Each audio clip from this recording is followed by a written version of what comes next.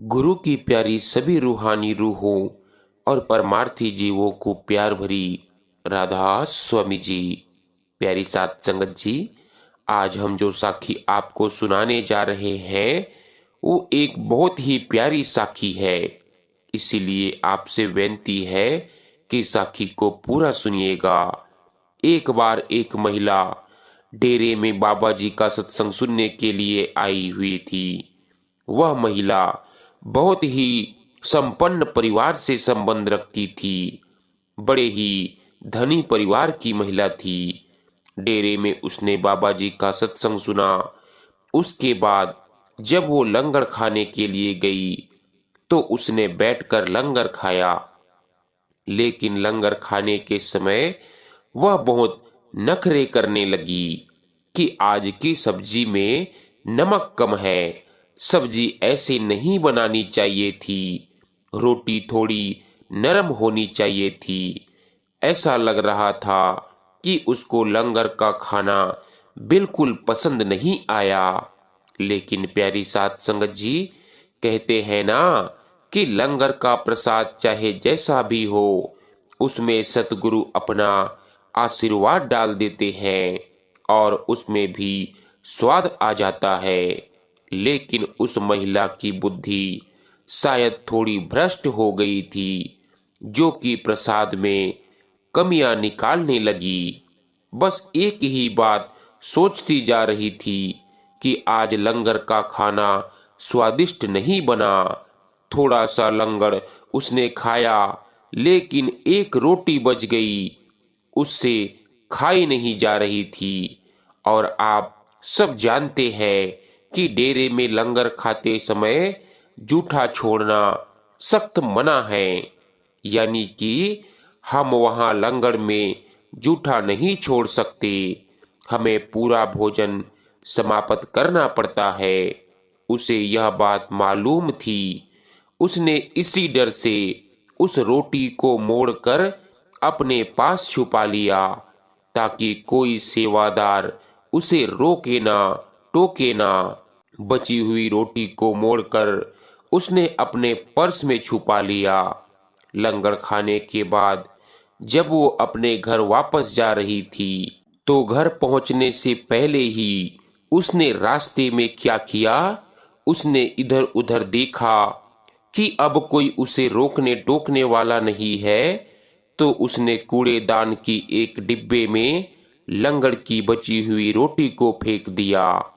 उसने सोचा कि अब इस सूखी रोटी को कौन खाएगा।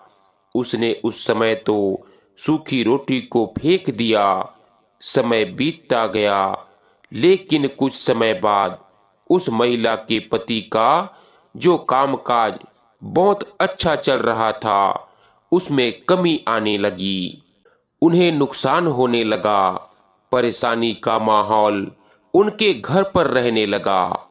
और जब परेशानियां आई है तो ना ही कुछ खाया जाता है और ना ही पिया जाता है। सारे परिवार में परेशानी पसरी हुई थी।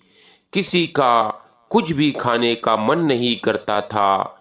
ऐसी परेशानी की हालत में वो फिर से डेरा ब्यास में आई और बाबा जी के साथ सवाल जवाब में अपनी परेशानी को बाबा जी के सामने बताती है कि बाबा जी, आपकी कृपा से हमारे घर में सब कुछ अच्छा था, बहुत खुशहाली थी, बहुत अच्छा काम चल रहा था, किसी भी चीज की कोई कमी नहीं थी।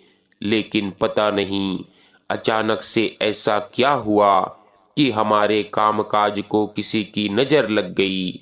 हमारा कामकाज बंद हो गया। अब तो कोई खाना भी अच्छी तरह से नहीं खाता है। बाबा जी थोड़ा मुस्कुराने लगे और उन्होंने कहा, बेटा, किसी ने तुम्हारे घर को नजर नहीं लगाए, किसी का दोष नहीं है। जो दोष है, जो कसूर है, तुम्हारा है। तुम 1 महीना पहले डेरे आई थी, तब तुमने लंगर के प्रसाद के साथ क्या किया था? जब उसने बाबा जी की यह बात सुनी तो कुछ उसकी नजरों के सामने आ गई। कैसे उसने रोटी कचरे में फेंक दी थी, कितना बड़ा पाप किया था। सारी दुनिया इसी वजह से मेहनत करती है कि उसे 2 वक्त की रोटी नसीब हो। लेकिन अगर तुम रोटी की इज्जत नहीं करोगे तो क्या फायदा हमारे काम करने का, इतनी मेहनत करने का। मालिक की कृपा होती है तो खाने के लिए रोटी नसीब होती है। इसीलिए खाने को, रोटी को भगवान के समान माना जाता है। लेकिन यदि कोई खाने की इज्जत नहीं करेगा तो उससे बड़ा पापी कौन होगा। तुमने वही गलती की थी, इसीलिए तुम्हें यह दिन देखने पड़ रहे हैं। जो माफी मांगनी है वह मालिक से मांगो। धीरे धीरे सब कुछ ठीक हो जाएगा। आगे से ऐसी कभी कोई गलती मत करना। उस महिला की आंखों में आंसू बहने लगे। उसने हाथ जोड़कर बाबा जी से माफी मांगी कि बाबा जी, आज के बाद मैं खाने की बर्बादी कभी नहीं करूंगी। प्यारी साध संगत जी, हमें उस परमात्मा का हर चीज के लिए शुक्र करना चाहिए। हमें खाने को, रोटी देने के लिए, पहनने के लिए, कपड़ा देने के लिए, हमारे सर पर जो छत है उसके लिए पल पल हमें उस मालिक का शुक्रिया अदा करनी चाहिए। उस परमात्मा ने, उस मालिक ने हमें बहुत कुछ दिया है। हमें उसके द्वारा दी गई हर चीज का सम्मान करना चाहिए। प्यारी साध संगत जी, लंगर के खाने को परमात्मा के समान पूजा जाता है। केवल लंगर में ही नहीं बल्कि अपने घर में भी खाने की बर्बादी बिल्कुल ना करे। बच जाता है तो किसी जरूरतमंद को दे दे या किसी जानवर को खिला दे, किसी के पेट में लग जाएगा। लेकिन यदि आप इसे बर्बाद करेंगे तो आगे आने वाली परेशानी की जिम्मेदार सिर्फ आप ही होंगे। प्यारी साध संगत जी, अगर आपको बाबा जी की साखियां सुनना पसंद है तो कृपया हमारे चैनल गुर की साखी को सब्सक्राइब जरूर करें जी। इस चैनल पर बाबा जी से रिलेटेड साखी, सत्संग अपलोड की जाती है। तो आपसे विनती है कि ऐसी ही बाबा जी से रिलेटेड साखियां, सत्संग सुनने के लिए हमारे चैनल पर बने रहें।